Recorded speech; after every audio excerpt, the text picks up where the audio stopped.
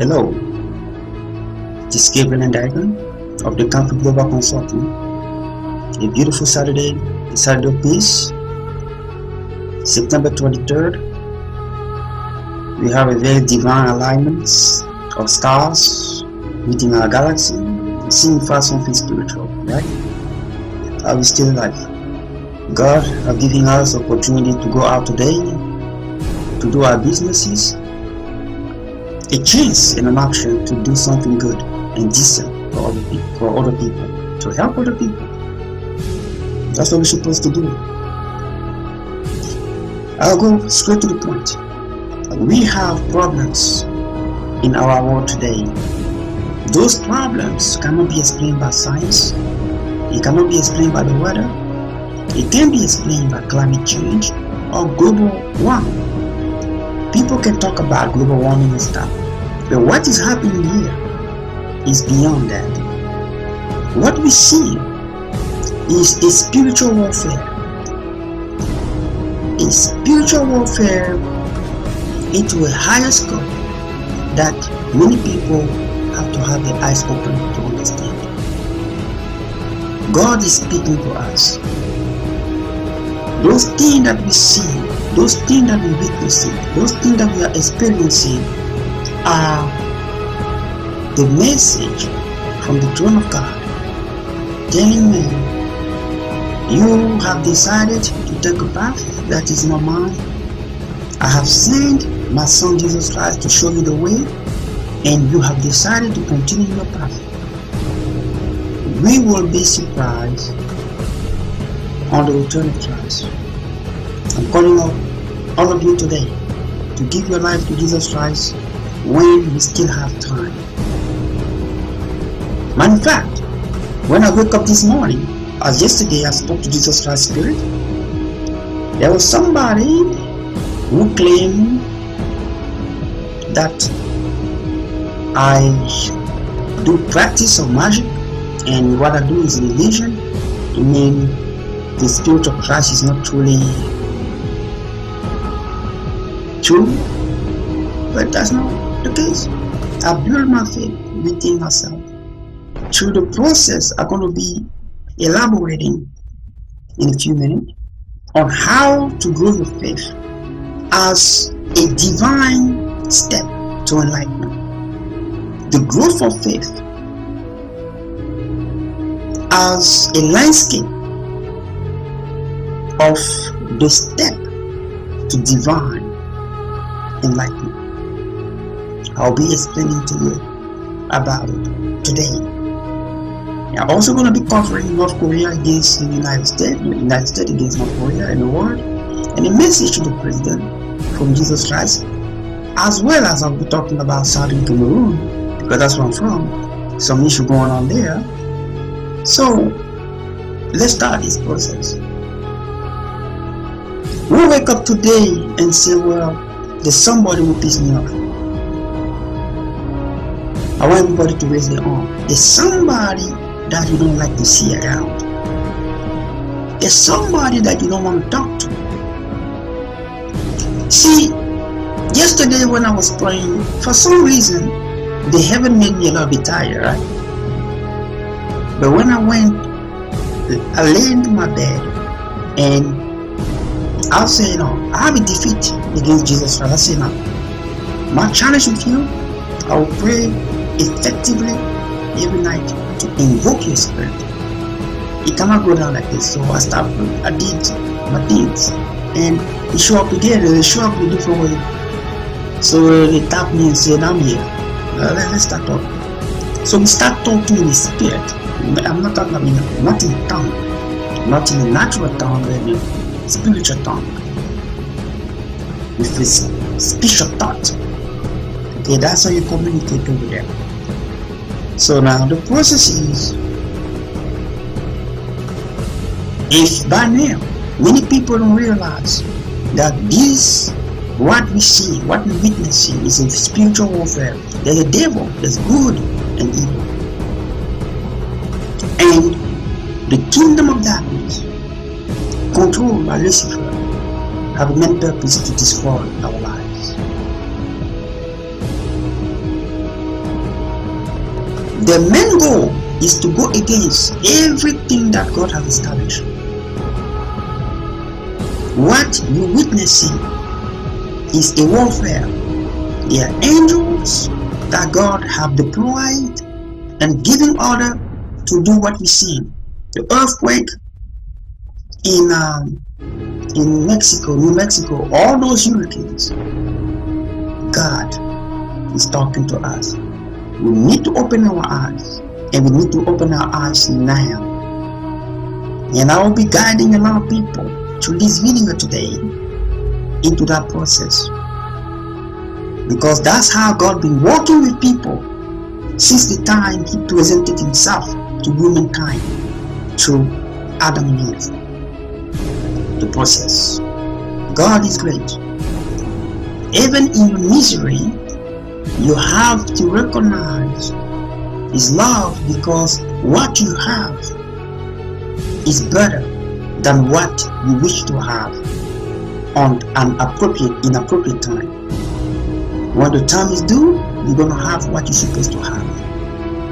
But if you have, even if you have the right thing at the wrong time, it might end up wrong because it's not the right time. So it's better to have the right thing at the right time. Even if you have the wrong thing at the right time, you're still going to end up with the wrong result. So with God, it's always going to be the right thing at the right time. So the message to the President of the United States, Donald Trump: Jesus Christ wants you to recognize Him, to know that He's the one in charge of this universe. I was talking today and I heard somebody talking about Jim Carrey playing a movie like he was God, so he became God, and he was able to listen to all the voices of people, how people are praying. He was close. He's kind of close. That's how God is. When God sits in His chair, in His throne, He's listening to voices of every single person that exists, that have conscience of His existence, that pray. Even if you are a Hindu, even if you are a Buddhist, even if you pray to a tree, even if you pray to an animal, God heard all of that. There's something called spiritual technologies. They are filters. They filter good and from bad prayers. So there are certain prayers that don't reach His throne, but it is recorded and put aside, but stored in that spiritual cloud database. It is stored. Now the point is, God is listening to all that we do, but it's not only limited to earth. God is in control of all the universe, and the universe is very cute, and the spiritual world have existed before our world. So God is actually supervising and controlling the spiritual world as well, that He is commanding. So earth is only a tiny piece within the entire puzzle, but God is able not only to listen, take matter, the affair in the spiritual world, which is cued, infinitively cued, and also listen to the voice of even a small child in this world. So we can understand, a man cannot do it.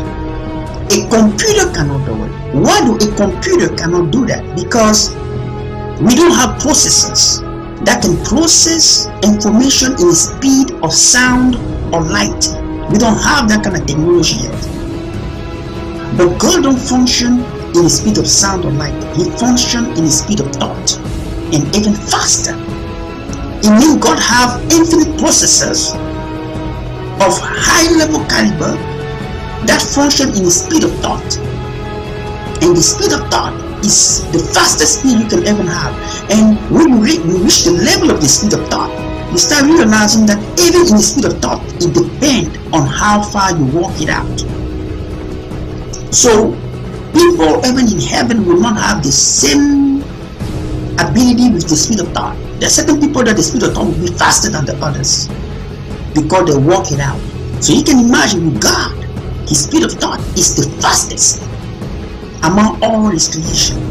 And he have different several processor within his creational brain that allow him to do what he does.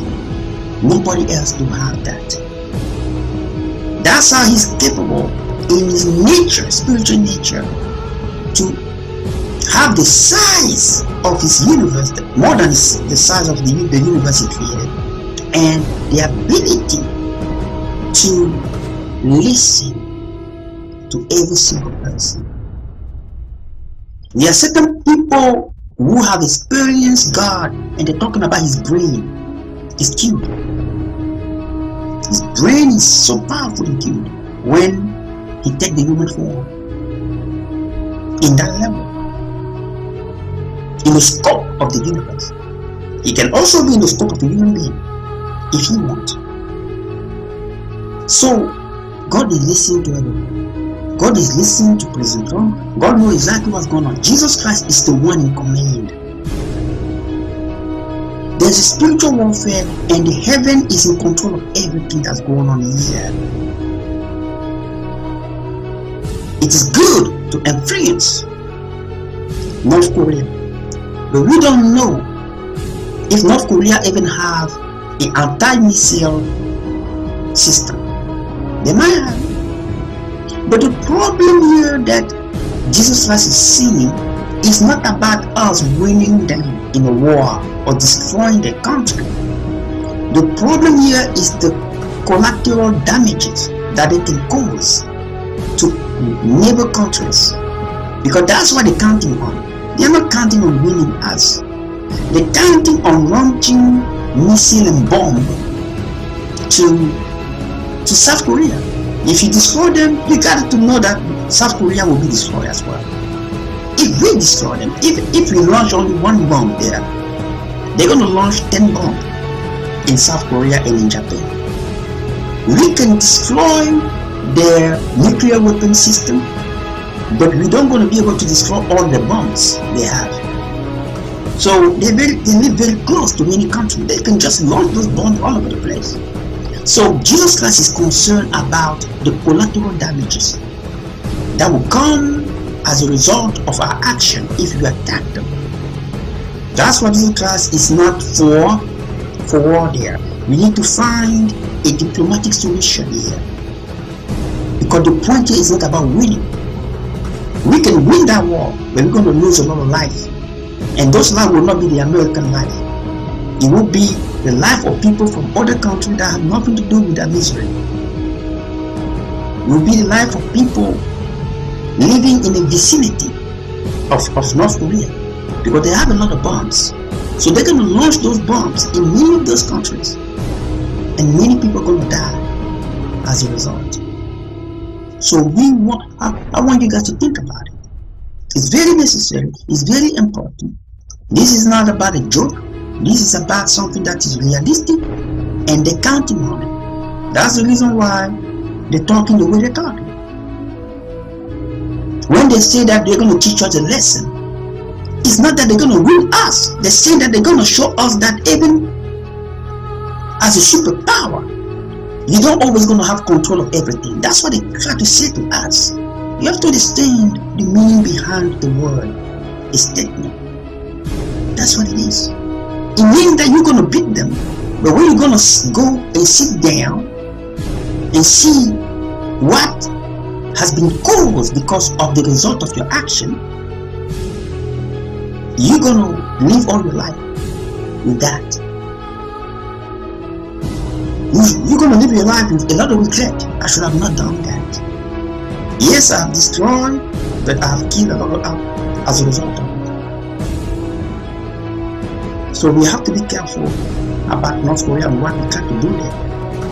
Many lives will be lost, because that's what they're planning on. So we're going to, and then also the president can invite me for dinner. He doesn't have to be scared, you know. Everything will be fine. I will put poison in people's food. You'll be well fine. You'll be even healthy eating with me because Jesus Christ will be present actually. So he can invite me for a dinner somewhere, something like that, and he's probably gonna get my vote and get Jesus Christ's vote if he accepts Jesus Christ in the White House. So let's go to Southern Cameroon. My fellow brothers, I get a lot of people going around calling themselves president, leaders. How do you want to form a new country? And the first thing you have in your mind is to be president. A normal person should be talking about how we're going to form a committee that will be leading the country, the new country, and organize the election to elect the president. So what do people are so fool? People don't understand. You are fighting and supporting people who present themselves as president. What will make them different from the actual president in place? If the first thought is, well, the country need to have a president, but no, not like that. In your country, people who have the brain, the first thing to do is reform a committee. Nobody else come out there and say that I'm president, because that's where problems start. So that's the first thing I wanted to say to the Southern Cameroonian people abroad. Are you just blind? You see people coming out with presidents, all this crap. They're not even talking about we're going to form a committee and organize the election. The first thing they come and talk to you is like, I'm going to be president. They are powermongers. You have to run away from those kind of people, because when they're going to get there, they're going to do the same thing as the actual president. Be no difference. But when somebody going to come along and say to you, we're going to organize a committee, there's nobody here coming and say president things, and anybody who comes from anywhere put his candidacy and win, then you can listen to that kind of person. But somebody who come around showing you car, bodyguard and all this stuff on YouTube and saying, put it aside, please. If that's the reason why you guys are fighting for the situation, I'm telling you guys are wasting your time. Now, the other reason is this. The agreement and the consensus that was made at the UN, the United Nations, about the unification of both Cameroon, the northern and southern, was approved by all communities. The UK and the French are all allied when it comes to that. It was a cake division. Okay, I spoke about this here long time ago, that you guys are wasting your time going to the UN. You're never going to be approved for it. The UK cannot approve the separation of the unification. They were never going to do that. Why? Because if they do that, they're going to be mixing up the food in a plate of the French, and the French, as a result, are also going to mix up the English-speaking countries in Africa. We can talk what we want to talk, but as long as the UN is the way it is, we have no chance at this moment. Maybe in 30 years. So the problem here is not to fight for separation, because you're not going to win it internationally. You're not going to be recognized, period. Any country going to try to recognize that Southern Cameroon things, you know what's going to happen. When the French took out Muammar Gaddafi, I know how powerful these people are. You're fighting against an invisible power that do not want Africa to be like them. You have to recognize it. Don't work as you live in a country, oh, we are free, we are democratic. They don't want you to be like them. You have to recognize it. And they will never. It means generation have to come, and that's where Jesus will come in place. Because the only one who can solve those kind of problems. Long time ago, the Egyptian, Africa was the light of the world. When the Western world was barbarian, they were living with animals. When we were organized, today everything is reversed. Today we are the barbarian, and they are like us in the past. You have to understand how things go. It's the wheel of destiny. What goes around come back around, it will come around. But people have to be conscious. People have to be conscious. When you heard the president of the United States, with all respect, saying, well, I'm a friend going in Africa to be rich. What do you believe? Now you start wondering why you have problems in places like Congo, in South Africa, because you want the division of Southern Cameroon. Southern Cameroon have a lot of riches. You're going to be in permanent war. You have to understand, you'll be begging for peace that you had. You have to be careful what you're seeking for. You don't understand what's going on in this world. You will not get better. What you have is what is the best at this moment. You wonder why in every single country where there's wealth, natural resources, there's war there. Because it is the natural resources of Africa that is keeping the world alive at this moment. With all the technology that is coming back, all those minerals come from Africa. You just don't get it. You can fight against people plate where they eat. The Western world, the Chinese, all those people, or even the American people, business people, they all have their eyes in every single resource, natural resources out there. You can come with your plan if you want, but you'll be subject to penalty if you don't function according to how it is established. Do not blame. They don't want you to be like them. Don't come here and be acculturized, thinking that all democracy is a no. Excuse me, you don't understand. The best thing that you have in Southern Cameroon, is the federalization of the system. That's the best thing you have at this moment that will solve your needs. You have to write down a proposal, a referendum for the federalization of the entire nation. It means the provinces become the state, and every city becomes decentralized, every state becomes decentralized, and there's a federal system that is controlled at the capital. That's your best option right now. And with that option, you're going to have a lot of support, including my support, including God's support. Separation has never been a good thing. You have to look South Sudan. What's happening there? They were telling that, well, North Sudan was the one taking all the natural resources and they never had anything. What do they have now? They have natural resources, but they have war and famine. The poorest country around the world. They were better unified. Don't look. Every single piece of natural resources in Africa is a target to war because the world needed, the Western world needed for the survival. You don't have the money. You don't have the weapons. What are you counting on? The democracy that you copy in the Western world? After you got to wake up. You're probably dreaming like a baby. The dream that you have as a baby was an illusion.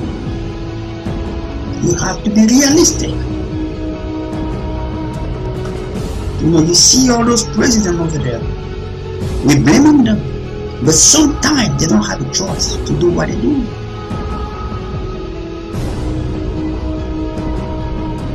When Muammar Gaddafi died, he died like a simple person. But somebody who have trillions of dollars.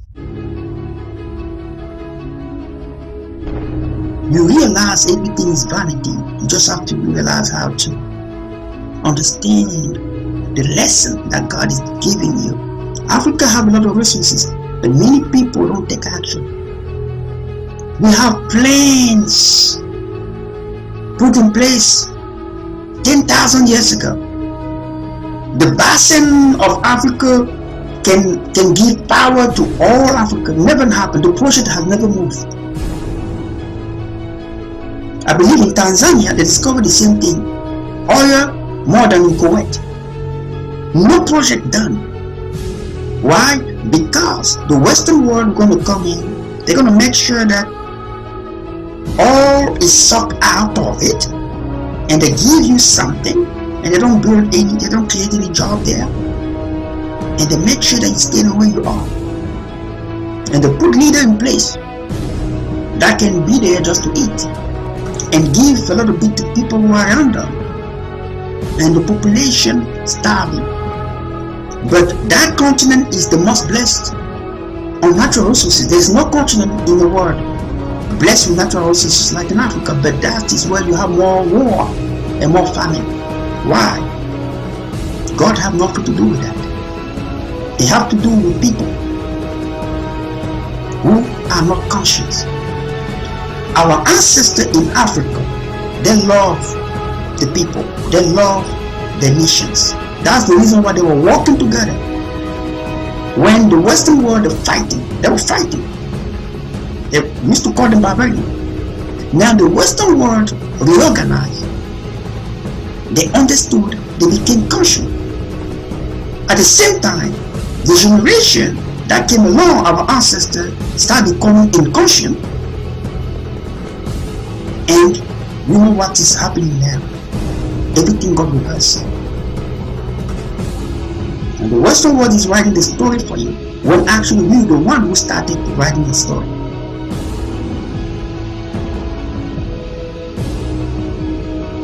Do not be misled by the democracy you see here.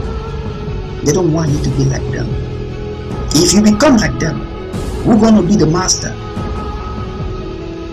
We're going to control you. Not before.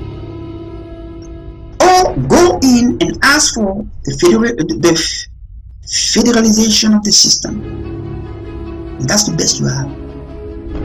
You can put your consensus, the referendum, and people will push it, and you're going to have support. With a federal Cameroon, many things will be changed. And I'm giving advice to President Biya. This is where you got to be enlightened. You want to go out? You wanted to go a long time ago. This is your moment of opportunity. You're going to live with honor. Accept the federalization of that country. You have been there for too long. You have money. Even if you have people you have in place, you're going to live with honor. You have nothing else to gain. The French, they can get 10% in every single state resources. And you go. The future going to deal with it. Because at this point, we want to have peace. We can make that federalization of Cameroon without the French being agreeable to it. So somehow, every single state going to have to give about 5%.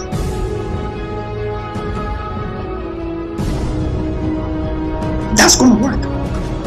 You do that, you're going to leave. People might even forget all the 30-something years you did there because of that.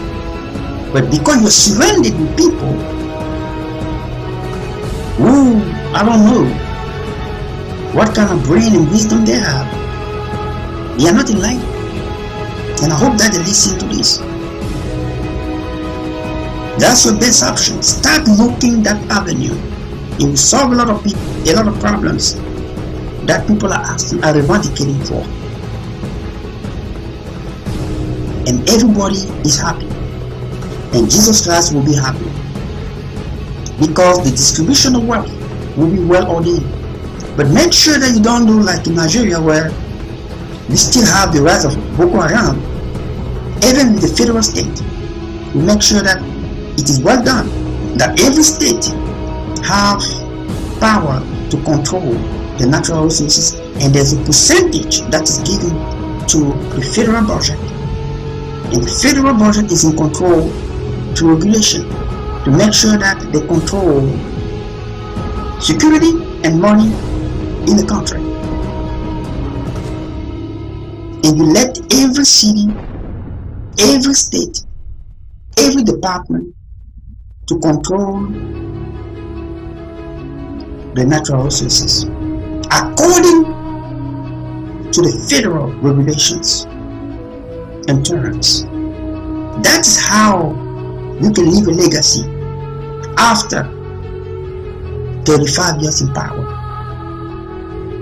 And you don't give a damn to the people around you. There's nothing they can do to you.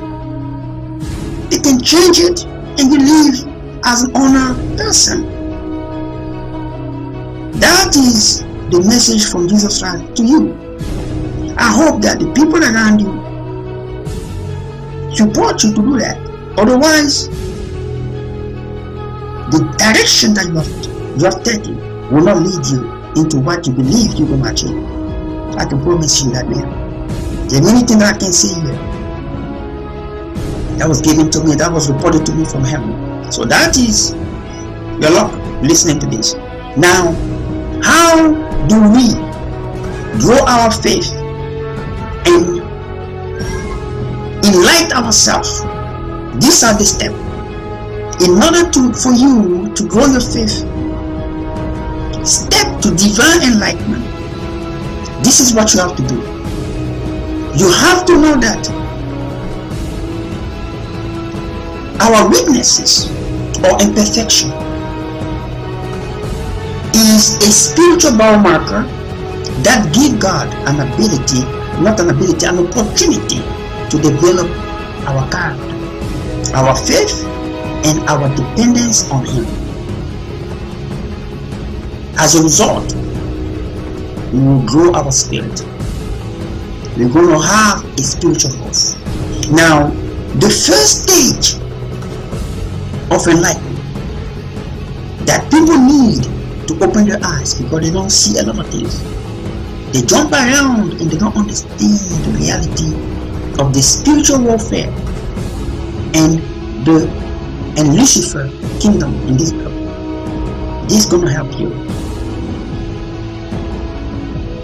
You have to acknowledge that God is not limited to our circumstances, but instead to the level of our faith. So we are the one limiting God's work on earth. And it goes back to what I said earlier about Africa and Donald Trump and all of these things that is going on around this world with earthquake. We are the one, because the level of our faith is weak. It doesn't allow God to do His work. So God is not limited to our circumstances. He can solve any circumstances, but it is limited because of the level of our faith. Why that is the case? Because the Bible says, without faith, we cannot please or move God, Elohim, the God of heaven in paradise, the capital of all the heavens, the three heavens. As a result, it will be given to us according to our faith. It is written in the Bible. Therefore, as money is in this earth, so as faith is in the spiritual world. You have to know that. In order for you to be closer to the president, most likely, if you're wealthy, you have a chance. You do business, right? This is not something I'm saying because I want to say that's the truth. Okay? Most of his business advisors are people who own businesses, successful billionaires, right? So as God, in order for you to be closer to God, your level of faith have to be as big as $1 billion.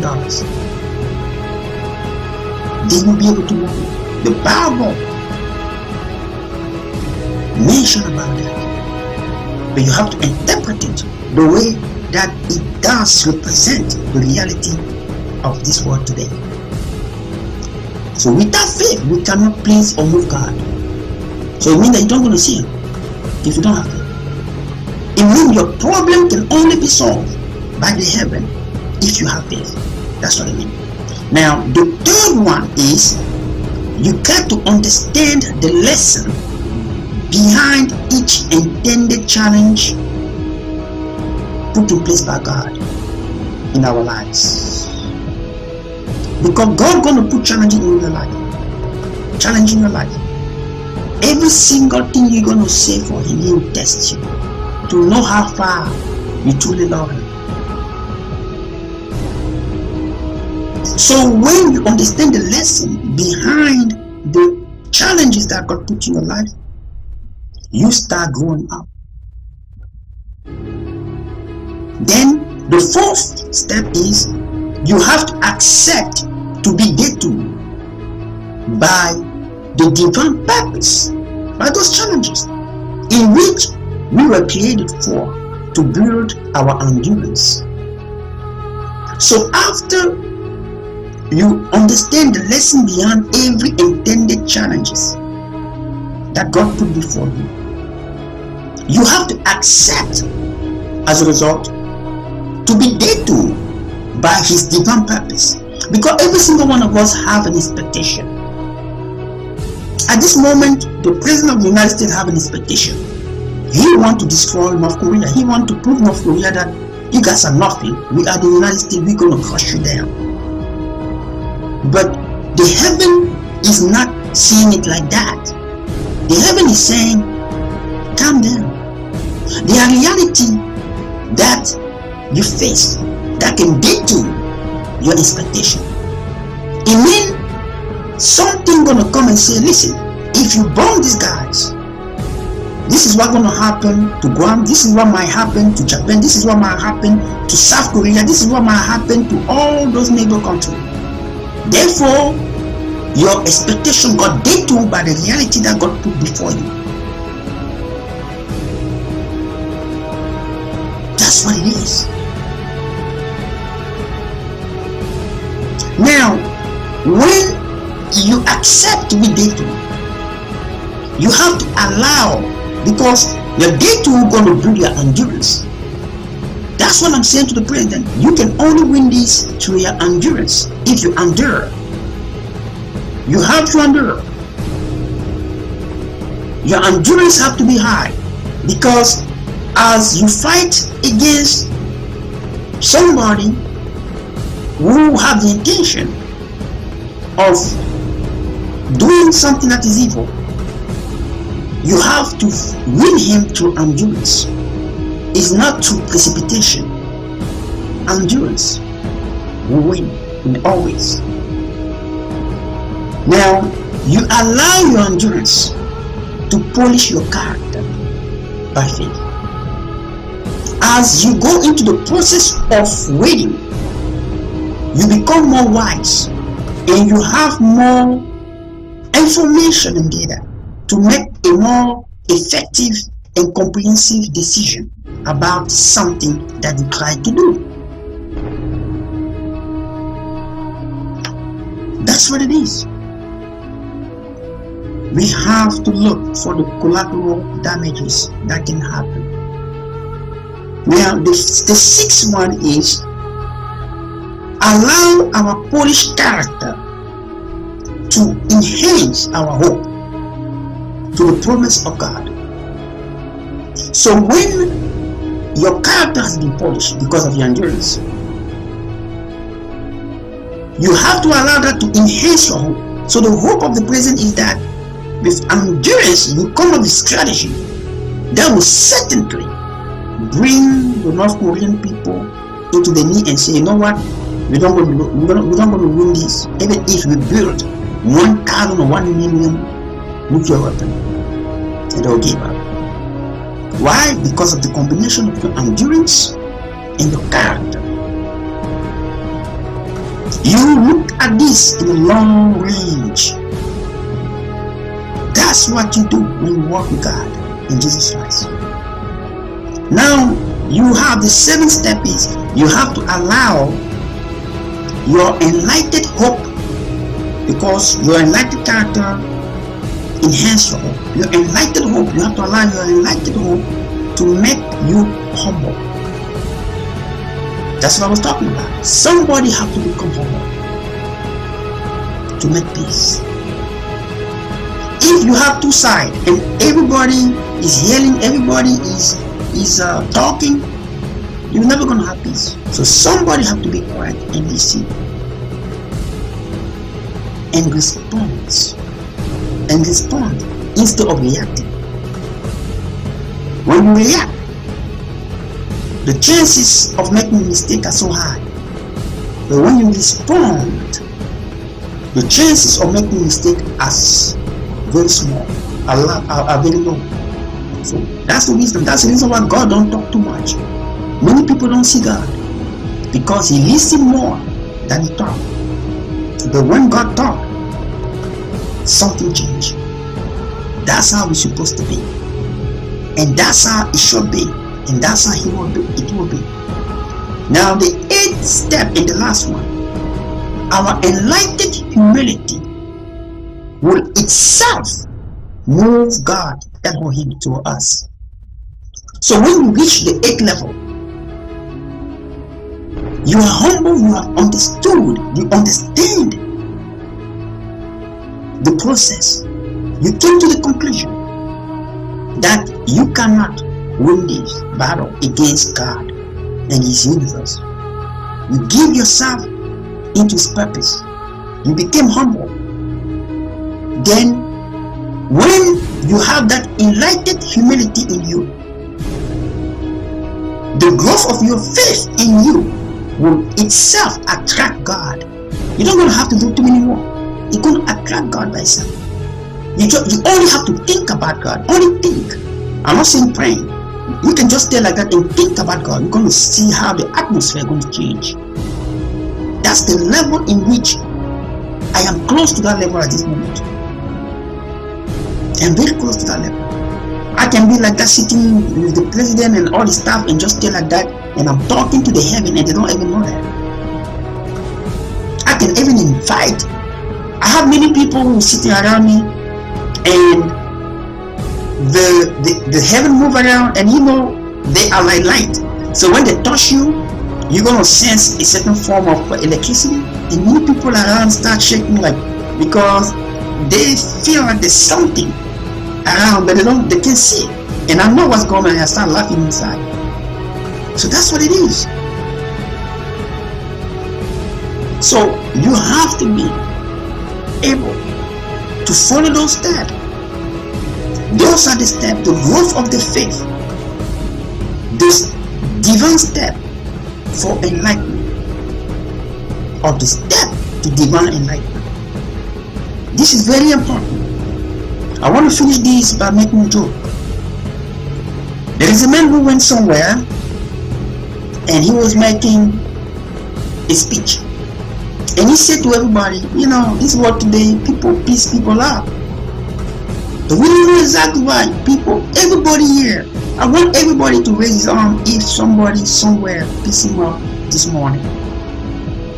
If you know there's somebody in your life that you don't want to see around, raise your arm. Be honest. Everybody did raise their arm. Everybody. Except himself. He raised his arm up.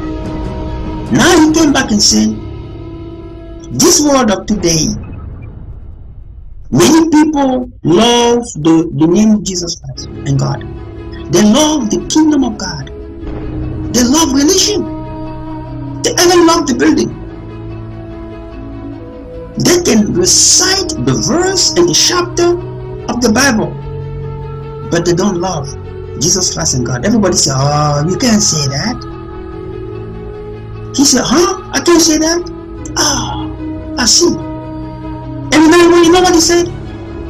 Jesus Christ said, if you love me, Peter,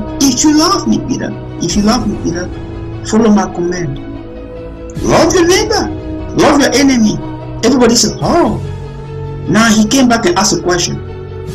Who among all of us are mad about somebody? Nobody raises his arm. Everybody put their arm there. Now, will I say that many of us claim to love God and Jesus Christ, but we don't? Everybody stay quiet because now they understood what he was talking about. Many of you claim that you love Jesus Christ, but you can't love your enemy. You can't love your neighbor. You cannot forgive, but you claim that you love Jesus Christ. You don't love him. The Bible says, what would be worth you if you love those who love you? What purpose would that be? What would that do? So what the heaven is saying is, you have to love those who don't love you in order for you to build anything in the kingdom of God. That's the purpose of life. The purpose of life is not always to be around people who love you, people who clap you, people. No. Every time you're going to pray to God for something, He will give you the opposite. Because He wants you to work yourself out, to build your spirit, to build your character, and change you as a result. So I'll see you next time. May God be with you, and God be with the United States of America, and God give wisdom to the people around prison throne. War should be the last stage.